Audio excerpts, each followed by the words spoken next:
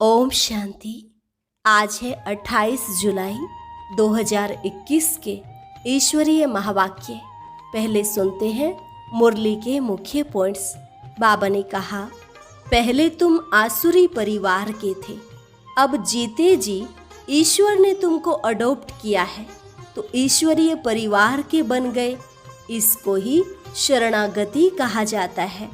इस पुरानी दुनिया से तुम्हारा बेहद का वैराग्य होना चाहिए, क्योंकि यह अब खत्म होने वाली है। सारी दुनिया का सर्वस्व स्वाहा होने से पहले अपने को स्वाहा कर दो, इसका तुमको बहुत पुण्य मिलेगा। फिर कहा, तुम बाप के पास आए हो पुरुषोत्तम बनने के लिए। अभी तुम सतयुगी पुरुषोत्तम बनने का पुरुषार्थ कर रहे हो। पुरुषोत्तम मास में व्रत रखते हैं तो तुमको भी एक व्रत जरूर रखना है। यहाँ खान पान की बात नहीं, बल्कि बाप को याद करने और पवित्र बनने का व्रत लेना है। इस समय सब जीवन बंद में है। बाबा ही आकर सबको जीवन मुक्त बनाते हैं। जब तुम्हारे सारे विकर्म विनाश हो जाएंगे, फिर कभी गर्भ जेल में नहीं आएंगे। स्वर्ग में पाप आदि होता नहीं, इसलिए सब गर्भ महल में रहते हैं। और लास्ट में बाबा ने कहा, माँ में कम याद करो, तभी तुम पावन बनेंगे। इस एक महामंत्र से ही सबकी मनोकामनाएं 21 जन्म के लिए पूरी हो जाती हैं। वहाँ उच्च पद वालों को सुख भी बहुत रहेगा। सिर्फ कम पुरुषार्थ के कारण ही कम पद पाते हैं। और अब सुनते हैं महावाक्यों को विस्तार से। मुरली का सार। मीठे बच्चे, यह पुरुषोत्तम बनने का संगम युग है। इसमें कोई भी पाप कर्म नहीं करना है। प्रश्न, संगम पर तुम बच्चे सबसे बड़ा पुण्य कौन सा करते हो? उत्तर, स्वयं को बाप के हवाले कर देना, अर्थात संपूर्ण स्वाहा हो जाना, यह है सबसे बड़ा पुण्य। अभी तुम ममत्व मिटाते हो। बाल बच्चे, घर बार सबको भूलते हो।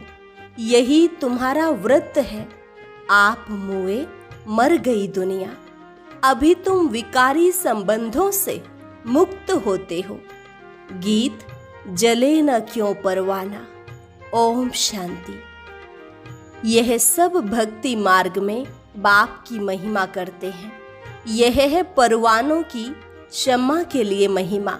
जबकि बाप आए हैं तो क्यों न जीते जी उनके बन जाएं। जीते जी कहा ही उनको जाता है जो अडॉप्ट करते हैं। पहले तुम आसुरी परिवार के थे, अभी तुम ईश्वरीय परिवार के बने हो। जीते जी ईश्वर ने आकर तुमको अडॉप्ट किया है, जिसको फिर शरणागति कहा जाता है। गाते हैं ना, शरण पड़ी मैं तेरे।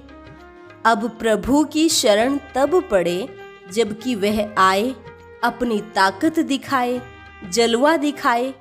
वही सर्वशक्तिमान है ना, बरोबर उनमें कशिश भी है ना। सब कुछ छुड़ा देते हैं। बरोबर जो बाप के बच्चे और बच्चियां बनते हैं, वह आसुरी संप्रदाय के संबंध से तंग हो जाते हैं। कहते हैं, बाबा कब यह संबंध छूटेंगे? यहाँ यह पुराना संबंध भुलाना पड़ता है।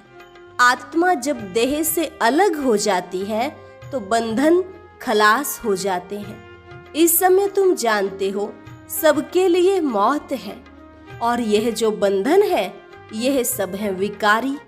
अब बच्चे निर्विकारी संबंध चाहते हैं। निर्विकारी संबंध में थे, फिर विकारी संबंध में पड़े, फिर हमारा निर्विकारी संबंध होगा। यह बातें और किसकी बुद्धि में नहीं होती। बच्चे जानते हैं हम आसुरी बंधन से मुक्त होने का पुरुषार्थ कर रहे हैं। एक बाप से योग रखा जाता है। उस तरफ है एक रावण, इस तरफ है एक राम। यह बातें दुनिया नहीं जानती। कहते भी हैं राम राज्य चाहिए, परंतु सारी दुनिया रावण राज्य में है। यह कोई समझ से नहीं है। राम राज्य में तो पवित्रता, सुख, शांति थी, वह अब नहीं है। परंतु जो कहते हैं उसको महसूस नहीं करते हैं। गाया भी जाता है, यह आत्माएं सब सीताएं हैं। एक सीता की बात नहीं, ना एक अर्जुन की, ना एक द्रौपदी की बात है। यह तो अनेकों की बात है। दृष्टांत एक का देते हैं। तुमको भी कहा जाता है तुम सब अर्जुन मिसल हो। तुम कहेंगे अर्जुन तो यह भागीरथ हो गया।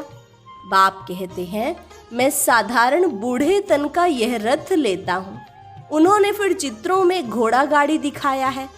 इसको अज्ञान कहा जाता है। बच्चे समझते हैं यह शास्त्र आदि जो भी हैं सब भक्ति मार्ग के हैं।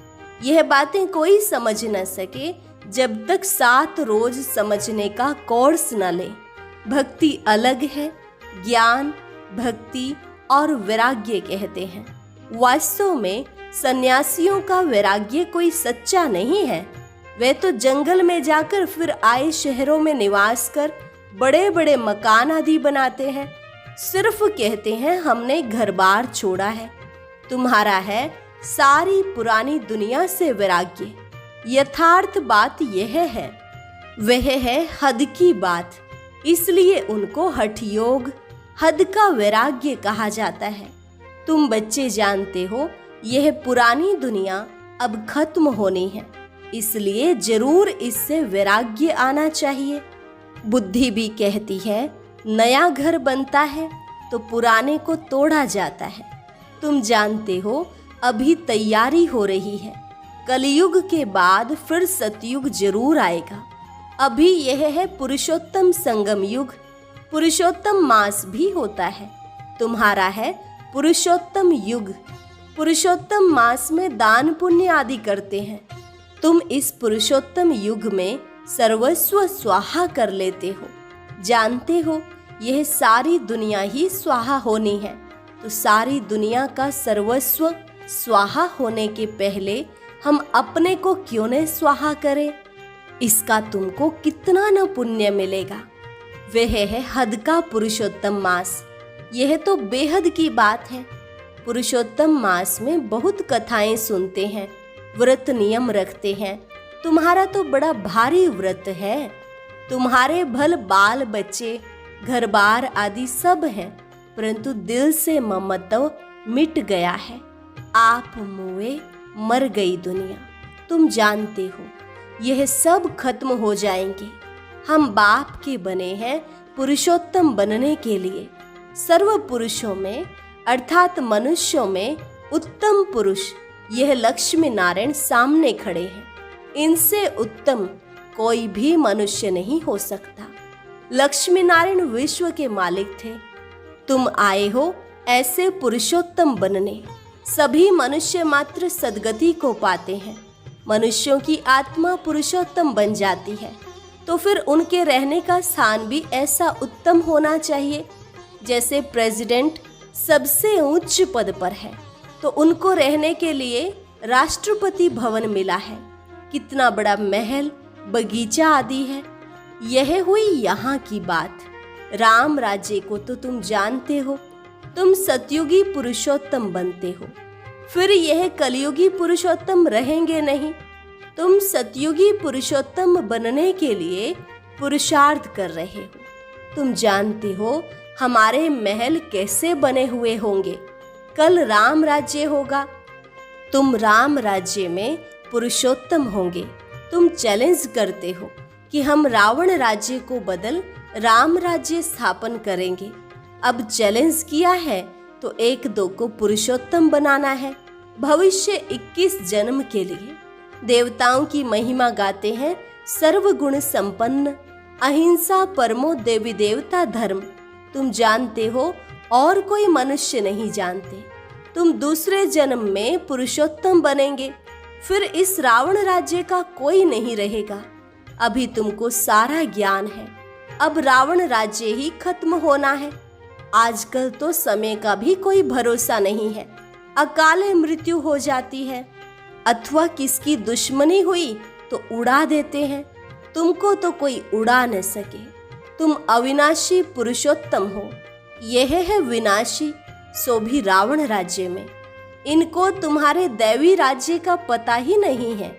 तुम जानते हो हम अपना दैवी स्वराज्य स्थापन कर रहे हैं श्रीमत पर। जिनकी पूजा होती है वह जरूर अच्छा कर्तव्य करके गए हैं, यह तुम जानते हो। देखो जगदम्बा की कितनी पूजा है। अब यह है ज्ञान ज्ञानेश्वरी। तुम जगत अम्बा की बच्चियां हो, ज्ञान ज्ञानेश्वरी और राज राजेश्वरी। दोनों में उत्तम कौन? ज्ञान ज्ञानेश्वरी के पास जाकर अनेक प्रकार की मनोकामनाएं सुनाते हैं, अनेक चीजें मांगते हैं। जगदम्बा के मंदिर और लक्ष्मी नारायण के मंदिर में बहुत फर्क है। जगदम्बा का मंदिर बहुत छोटा है। छोटी जगह में भीड़ मनुष्य पसंद करते हैं। श्रीनाथ के मंदिर में बहुत भीड़ होती है। कपड़े का सोटा लगाते रहते हैं हटाने के लिए। कलकत्ते में काली का मंदिर कितना छोटा है। अंदर बहुत तेल और पानी रहता है। अंदर बड़ी खबरदारी से जाना पड़ता है। बहुत भीड़ रहती है। लक्ष्मी नारायण का मंदिर तो बहुत बड़ा होता है। जगदम्बा का छोटा क्यों? गरीब है ना, तो मंदिर भी गरीबी का है। वह साहूकार है तो मंदिर में कब मेला नहीं लगता है। जगदम्बा के मंदिर पर बहुत मेले लगते हैं। बाहर से बहुत लोग आते हैं। महालक्ष्मी का भी मंदिर है, यह भी तुम जानते हो। इसमें लक्ष्मी भी है तो नारायण भी है। उनसे सिर्फ धन मांगते हैं क्योंकि वह धनवान बनी है ना। यहाँ तो है अविनाशी ज्ञान रत्न।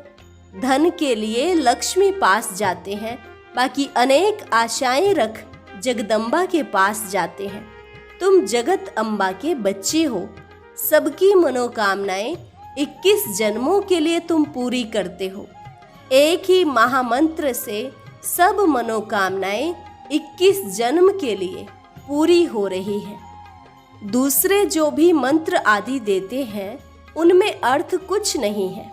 बाप समझाते हैं यह मंत्र भी तुमको क्यों देता हूँ, क्योंकि तुम पतित हो ना। मामेकम याद करेंगे तभी पावन बनेंगे। यह सिवाय बाप के आत्माओं को कोई कह न सके। इससे सिद्ध होता है यह सहज राजयोग एक ही बाप सिखलाते हैं। मंत्र भी वही देते हैं।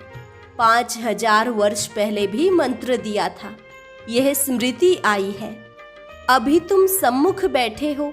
क्राइस्ट होकर गया, फिर उनका बाइबल पढ़ते रहते हैं। वह क्या करके गए? धर्म की स्थापना करके गए। तुम जानते हो शिव बाबा क्या करके गए, कृष्ण क्या करके गए। कृष्ण तो सतयुग का प्रिंस था, जो ही फिर नारायण बना, फिर पुनर्जन्म लेते आए हैं। शिव बाबा भी कुछ करके गए हैं, तब तो उनकी इतनी पूजा आदि होती है। अभी तुम जानते हो राजयोग सिखा कर गए हैं। भारत को स्वर्ग बनाकर गए हैं। जिस स्वर्ग का पहला नंबर मालिक खुद नहीं बने, वह तो श्री कृष्ण बना। जरूर कृष्ण की आत्मा को पढ़ाया। तुम समझ गए हो। कृष्ण की वंशावली तुम बैठे हो। राजा रानी को मात पिता अन्नदाता कहते हैं। राजस्थान में भी राजा को अन्नदाता कहा जाता है। राजाओं की कितनी मान्यता होती है। आगे सब शिकायतें राजा के पास आती थी, दरबार लगती थी। कोई भूल करते थे तो बहुत पछताते थे। आजकल तो जेल बर्ड्स बहुत हैं, घड़ी घड़ी जेल में जाते हैं। अभी तुम बच्चों को गर्भ जेल में नहीं जाना है, तुमको तो गर्भ महल में आना है। इसलिए बाप को याद करो तो विकर्म विनाश होंगे। फिर कब गर्भ जेल में नहीं जाएंगे। वहाँ पाप होता नहीं है। सब गर्भ महल में रहते हैं। सिर्फ कम पुरुषार्थ के कारण कम पद पाते हैं। उच्च पद वालों को सुख भी बहुत रहता है। यहाँ तो सिर्फ 5 वर्ष के लिए गवर्नर प्रेसिडेंट मुकर्रर करते हैं। तुम समझा सकते हो कि भारत ही दैवी राजस्थान बना। अभी तो ना राजस्थान है और ना राजा रानी है। आगे कोई गवर्नमेंट को पैसा देते थे तो महाराजा महारानी का टाइटल मिल जाता था। यहाँ तुम्हारी तो है पढ़ाई, राजा रानी कब पढ़ाई से नहीं बनते हैं, तुम्हारी एम ऑब्जेक्ट है। इस पढ़ाई से तुम विश्व का महाराजा महारानी बनते हो, राजा रानी भी नहीं। राजा रानी का टाइटल त्रेता से शुरू होता है। तुम अभी ज्ञान ज्ञानेश्वरी बनते हो, फिर राज राजेश्वरी बनेंगे। कौन बनाएंगे? ईश्वर। कैसे? राजयोग और ज्ञान से। राजाई के लिए बाप को याद करना है। बाप तुमको स्वर्ग का मालिक बनाते हैं। यह तो बहुत सहज है ना। हेवन स्थापन करने वाला है ही गॉड फादर। हेवन में तो हेवन की स्थापना नहीं करेंगे, जरूर उन्हों को संगम पर पद मिलता है। इसलिए इसको सुहावना कल्याणकारी संगम युग कहा जाता है। बाप कितना बच्चों का कल्याण करते हैं, जो स्वर्ग का मालिक बनाते हैं। कहते भी हैं परम पिता परमात्मा नई दुनिया रचते हैं, परंतु उसमें कौन राज्य करते हैं यह किसको पता नहीं। तुम समझते हो राम राज्य किसको कहा जाता है। उन्होंने तो राम राज्य को लाखों वर्ष दे दिए हैं, कलयुग को 40,000 वर्ष दे दिए हैं। बाप कहते हैं मैं आता ही हूँ संगम पर आकर ब्रह्मा द्वारा विष्णुपुरी की स्थापना करता हूँ। सत्यनारायण की कथा भी यह है। सतयुग में तुम लक्ष्मी नारायण सर्वगुण संपन्न 16 कला संपूर्ण बनते हो। फिर कला कम होती जाती है। नया झाड़ तब कहा जाता है जबकि स्थापना होती है। नया मकान बनता है तो नया कहेंगे। तुम भी सतयुग में आएंगे तो नई राजधानी होगी। फिर कला कम होती जाती है, स्थापना यहाँ होती है। यह वंडरफुल बातें कोई की भी बुद्धि में नहीं है। तो बाप ने समझाया है कि सभी आत्माओं के लिए यह युग है पुरुषोत्तम बनने का। जीवन मुक्ति को पुरुषोत्तम कहा जाता है, जीवन बंध को पुरुषोत्तम नहीं कहेंगे। इस समय सब जीवन बंध में है। बाप आकर सबको जीवन मुक्त बनाते हैं। तुम आधा कल्प जीवन मुक्त होंगे, फिर जीवन बंध। यह तुम समझते हो। तुम्हारा व्रत नियम क्या है? बाबा ने आकर व्रत रखवाया है। खान पान की बात नहीं है, सब कुछ करो, सिर्फ एक तो बाप को याद करो और पवित्र बनो। पुरुषोत्तम मास में बहुत करके पवित्र भी रहते होंगे। वास्तव में इस पुरुषोत्तम युग का मान है। तो तुमको कितनी खुशी, कितना नशा होना चाहिए। अब तुमसे कोई पाप कर्म नहीं होना चाहिए, क्योंकि तुम पुरुषोत्तम बन रहे हो। अच्छा, मीठे मीठे सिकिलधे बच्चों प्रति माता पिता बाप दादा का याद प्यार और गुड मॉर्निंग। रूहानी बाप की रूहानी बच्चों को नमस्ते। रूहानी बच्चों की रूहानी बाप दादा को नमस्ते नमस्ते, गुड मॉर्निंग। धारणा के लिए मुख्य सार।